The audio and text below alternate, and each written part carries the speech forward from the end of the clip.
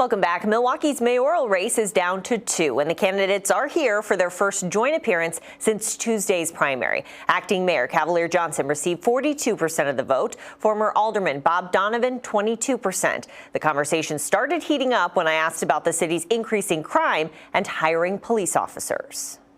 What would you do to recruit officers, not just have the positions open, but get people to fill them? Well, the first thing that we need to do is make sure that we have the funding to support the police positions, right? And so, again, it's important to make sure we have the relationship with the state so that we have the resources necessary to bring on the officers that we need. Well, in the budget right now, there are 195 officers spaced for that. Are you saying there needs to be more? What I'm saying is that we have a problem with funding police long-term in Milwaukee, right? And if we want to have additional officers, which I'm not opposed to doing that. I just need the resources from the state in order to do that, and that's why it's important to build that relationship with Madison, and I've already started doing that. How would you recruit police officers? Would you try to give them bonuses? What would you do? I would certainly explore all of those opportunities, and Cavalier is absolutely right. We need that partnership with the state. Sadly, under our previous administration and our current leadership, that partnership has not been able to be accomplished. And I will say this indication by Alderman Johnson that these 195 officers are going to be filled this year is just not true.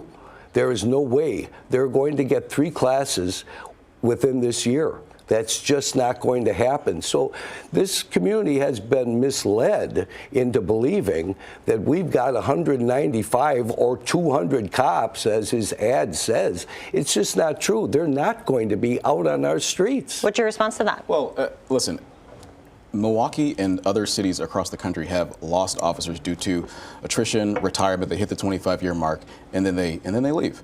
Look, if we didn't provide the funding that I led on, then we would have about 200 fewer officers than what we would in the future. So I didn't mislead the community in terms of the funding that we put forward to make sure that we can replace the officers that we so desperately need in Milwaukee. I put forward comprehensive plans on public safety.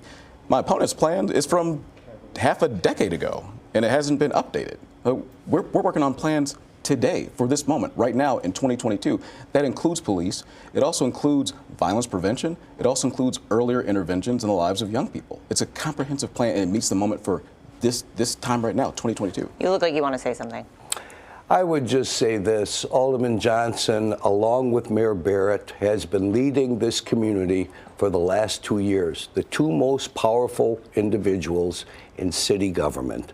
And they're of the same ilk. They blow with the wind, okay?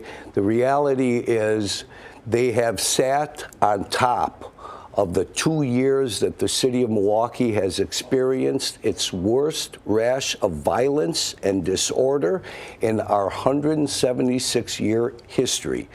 He has a record of every year voting, every year he's been an alderman, to cut cops. And now he's claiming he's adding 200. That simply is not true. I've been in office since 2016 on the Common Council, and I can't speak for what happened prior to that, but I can tell you from 2016 up until Bob's retirement in 2020, I voted to support every police budget. Bob Donovan has voted against every single police budget.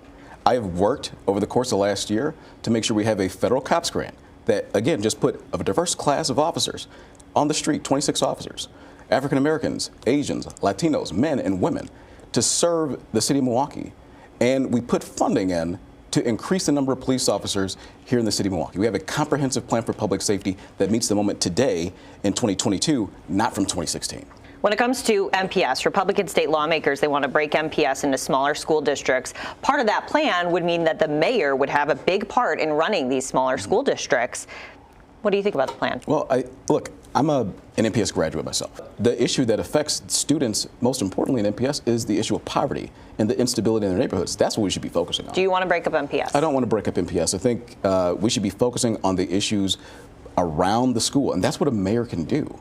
should they break up MPS? I want to sit down with Senator Darling, as I have for many years, on a variety of issues, and the other individuals in the state legislature, and let's fashion a strategy that moves education forward. So you're open to it? I'm open to it, sure.